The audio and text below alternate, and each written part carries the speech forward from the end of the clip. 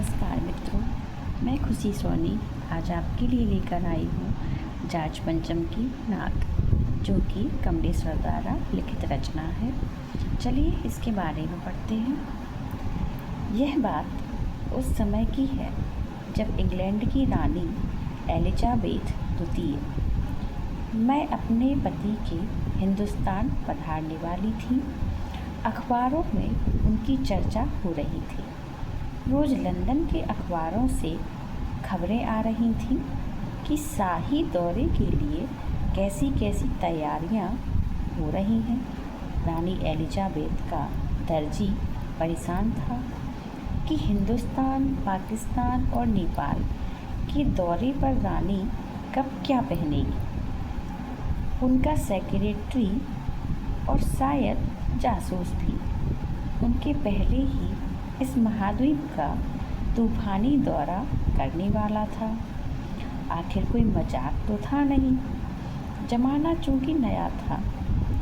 फौज फाटी के साथ निकलने के दिन बीत चुके थे, इसलिए फोटोग्राफरों की फौज तैयार हो रही थी। इंग्लैंड के अखबारों की कतरनें हिंदुस्तानी अखबारों में दूसरे दिन चिपकी नज़र आती थी कि रानी ने एक ऐसा हल्के नीले रंग का सूट बनवाया है जिसका रेशमी कपड़ा हिंदुस्तान से मंगाया गया है कि करीब 400 पाउंड खर्चा उस सूट पर आया है। रानी एलिजाबेथ की जन्मपत्री भी छपी, प्रिंस फिलिप के कारनामे छपे और तो और उनके नौकरों, बावर्चियों, खानसामों, अंगरक्षकों की पूरी जीवनियाँ देखने में आईं। शाही महल में रहने और पलने वाले कुत्तों तक की तस्वीरें अखबारों में छप गईं। बड़ी धूम थी, बड़ा शोर शराबा था। शंख इंग्लैंड में बज रहा था, गूंज हिंदुस्तान में आ रही थी। इन खबरों से हिंदुस्तान में सनसनी फैल रही थी। राजधानी में तहलका मचा हुआ था।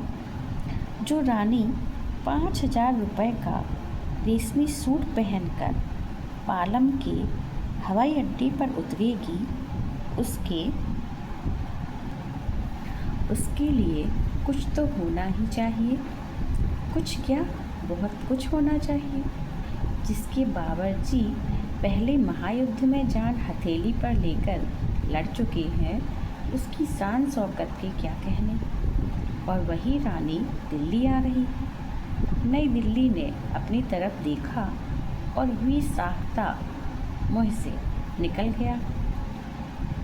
वह आए हमारे घर, खुदा की रहमत। कभी हम उनको, कभी अपने घर को देखते हैं और देखते देखते नई दिल्ली का काया पलट होने लगा। और करिश्मा तो यह था कि किसी ने किसी से नहीं कहा, किसी ने किसी को नहीं देखा, पर सड़कें जवान हो गई, बुढ़ापे की धूल साफ हो गई। इमारतों ने नाजनीनों की तरह श्रृंगार किया, लेकिन एक बड़ी मुश्किल पेश थी। वह थी जार्ज पंचम की नाक। नई दिल्ली में सब कुछ था, सब कुछ होता जा रहा था, सब कुछ हो जाने की उम्मीद थी, पर जार्ज पंचम की नाक बड़ी मुसीबत थी। नई दिल्ली में सब था, सिर्फ नाक नहीं थी। इस नाक की भी एक लंबी दास्तान है। इस नाक के लिए बड़ी तहलके मचे थे। किसी वक्त आंदोलन हुए थे, राजनीतिक पार्टियों ने प्रस्ताव पास किए थे, चंदा जमा किया था, कुछ नेताओं ने भाषण भी दिए थे, गर्मा गर्म बहसें भी हुई थीं, अखबारों के पन्ने रंग गए थे। बहस इस बात पर थी कि जार्ज पंचम की नाक रहने दी जाए या हटा दी जाए। और जैसा कि हर राजनीतिक आंदोलन में होता है, कुछ पक्ष में थे, कुछ विपक्ष में, और ज़्यादातर लोग खामोश थे। खामोश रहने वालों की ताकत दोनों तरफ थी। यह आंदोलन चल रहा था। जार्ज पंचम की नाक के लिए हथियारबंद पहरेदार तैनात कर दिए गए थे। क्या मजाल कि कोई उनकी नाक तक पहुंच जाए। हिंदुस्तान में जगह जगह ऐसी नाकें खड़ी थीं और जिन तक लोगों के हाथ पहुंच गए उन्हें शानो शौकत के साथ उतार कर अजायब घरों में पहुंचा दिया गया। कहीं कहीं तो शाही लाटों की नाकों के लिए गुरिल्ला युद्ध होता रहा। उसी ज़माने में यह हादसा हुआ। इंडिया गेट के सामने वाली जॉर्ज पंचम की लाट की नाक एकाएक गायब हो गई। हथियारबंद पहरेदार अपनी जगह तैनात रहे, गश्त लगती रही और लाट की नाक चली गई। रानी आए और नाक न हो। एकाएक परेशानी बढ़ी, बड़ी सरगर्मी शुरू हुई। देश के खैर ख्वाबों की एक मीटिंग बुलाई गई और मसला पेश किया गया कि क्या किया जाए। वहाँ सभी सहमत थे कि अगर यह नाक नहीं है तो हमारी भी नाक नहीं रह जाएगी। उच्च स्तर पर मशवरे हुए, दिमाग खरोचे गए और यह तय किया गया कि हर हालत में इस नाक का होना बहुत ज़रूरी है। यह तय होते ही एक मूर्तिकार को हुक्म दिया गया कि वह फौरन दिल्ली में हाजिर हो। मूर्तिकार यूँ तो कलाकार था पर जरा पैसे से लाचार था। आते ही उसने कामों के चेहरे देखे। अजीब परेशानी थी उन चेहरों पर। कुछ लटके, कुछ उदास और कुछ बदहवास थे। उनकी हालत देखकर लाचार कलाकार की आंखों में आंसू आ गए। तभी एक आवाज़ सुनाई दी, मूर्तिकार, जॉर्ज पंचम की नाक लगानी है। मूर्तिकार ने सुना और जवाब दिया, नाक लग जाएगी, पर मुझे यह मालूम होना चाहिए कि यह लाट कब और कहाँ बनी थी। इस लाट के लिए पत्थर कहाँ से लाया गया था। सब हुक्कामों ने एक दूसरे की तरफ ताका। एक की नज़र ने दूसरे से कहा कि यह बताने की जिम्मेदारी तुम्हारी है। खैर, मसला हल हुआ। एक क्लर्क को फ़ोन किया गया और इस बात की पूरी छानबीन करने का काम सौंप दिया गया। पुरातत्व विभाग की फाइलों के पेट चीरे गए, पर कुछ भी पता नहीं चला। क्लर्क ने लौटकर कमेटी के सामने कांपते हुए बयान किया, सर, मेरी खता माफ़ हो, फाइलें सब कुछ हजम कर चुकी हैं। हुक्कामों के चेहरों पर उदासी के बादल छा गए। एक खास कमेटी बनाई गई और उसके जिम्मे यह काम दे दिया गया कि जैसी भी हो यह काम होना है और इस नाक का दारोमदार आप पर है। आखिर मूर्तिकार को फिर बुलाया गया।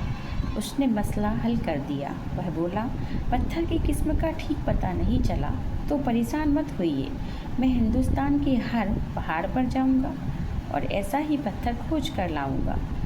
कमेटी के सदस्यों की जान में जान आई। सभापति ने चलते चलते गर्व से कहा, ऐसी क्या चीज़ है जो हिंदुस्तान में नहीं मिलती नहीं।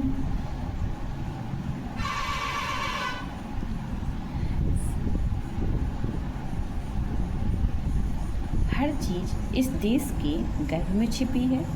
ज़रूरत खोज करने की है। खोज करने के लिए मेहनत करनी होगी। इस मेहनत का फल हमें मिलेगा। आने वाला ज़माना खुशहाल होगा। यह छोटा सा भाषण फ़ौरन अखबारों में छप गया। मूर्तिकार हिंदुस्तान के पहाड़ी प्रदेशों और पत्थरों की खानों के दौरे पर निकल पड़ा। कुछ दिन बाद वह हताश लौटा। उसके चेहरे पर लानत बरस रही थी। उसने सिर लटकाकर खबर दी, हिंदुस्तान का चप्पा चप्पा खोज डाला, पर इस किस्म का पत्थर कहीं नहीं मिला। यह पत्थर विदेशी है। सभापति ने तहस में आकर कहा, लानत है आपकी अक्ल पर। विदेशों की सारी चीज़ें हम अपना चुके हैं, दिल, दिमाग, तौर तरीके और रहन सहन। जब हिंदुस्तान में बाल डांस तक मिल जाता है तो पत्थर क्यों नहीं मिल सकता?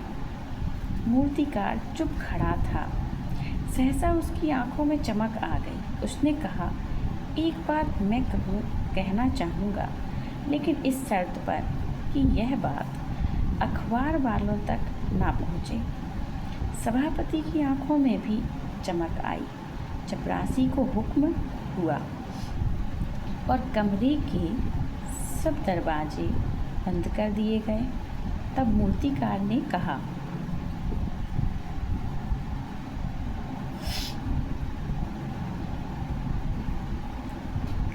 देश में अपने नेताओं की मूर्तियां भी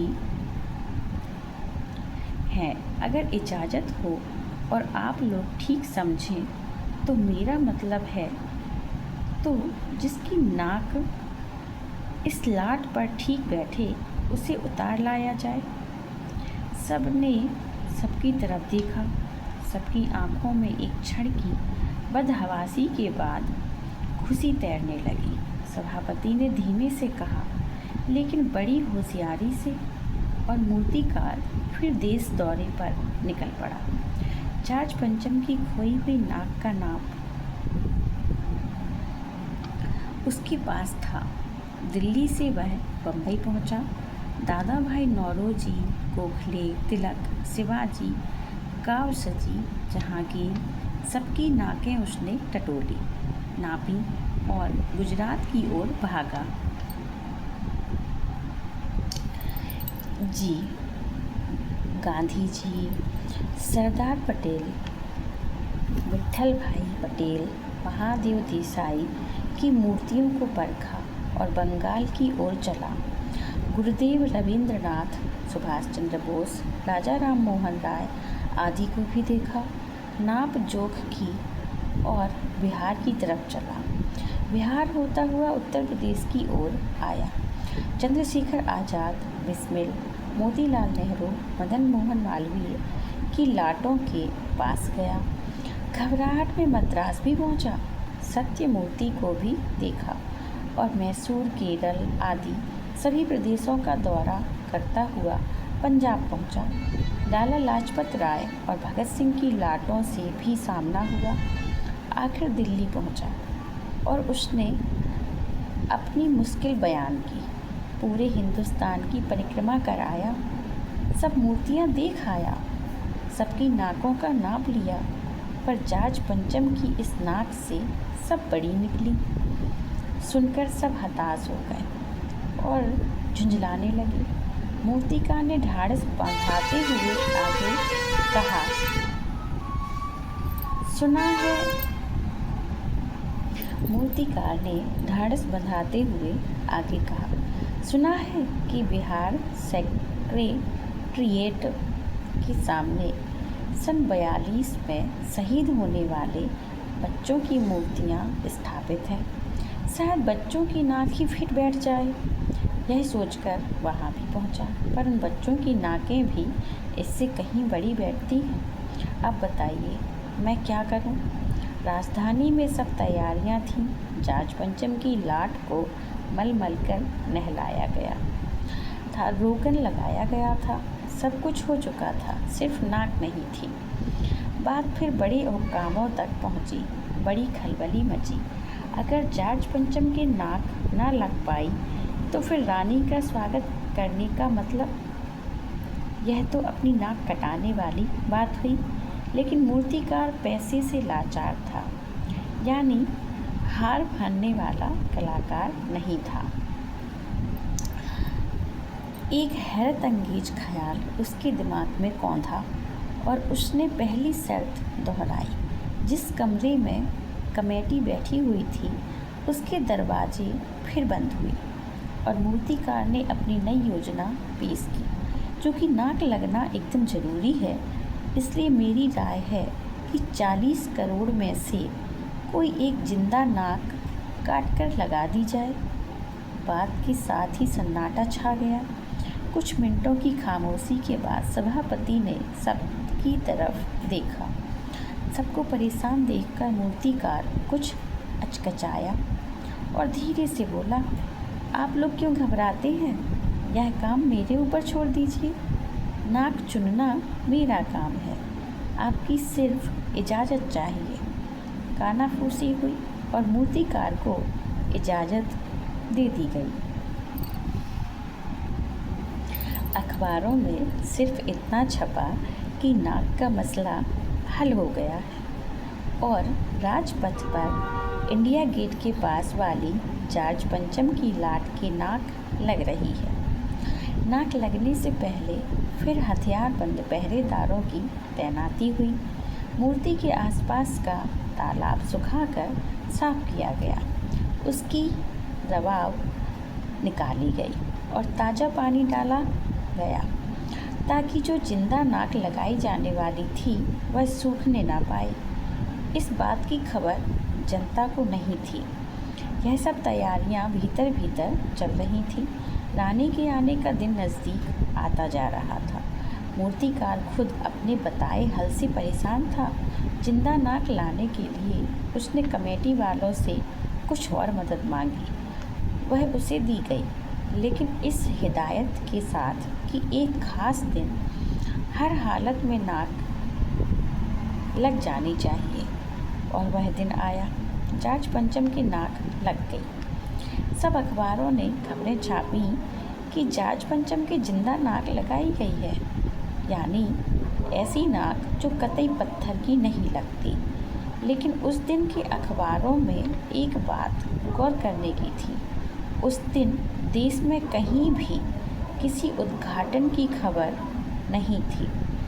किसी ने कोई फीता नहीं काटा था, कोई सार्वजनिक सभा नहीं हुई थी, कहीं भी किसी का अभिनंदन नहीं हुआ था, कोई मानपत्र भेंट करने की नौबत नहीं आई थी, किसी हवाई अड्डे या स्टेशन पर स्वागत समारोह नहीं हुआ था, किसी का ताज़ा चित्र नहीं छपा था। सब अखबार खाली थे। पता नहीं ऐसा क्यों हुआ था। नाक तो सिर्फ एक चाहिए थी, और वह भी बुद्ध के लिए।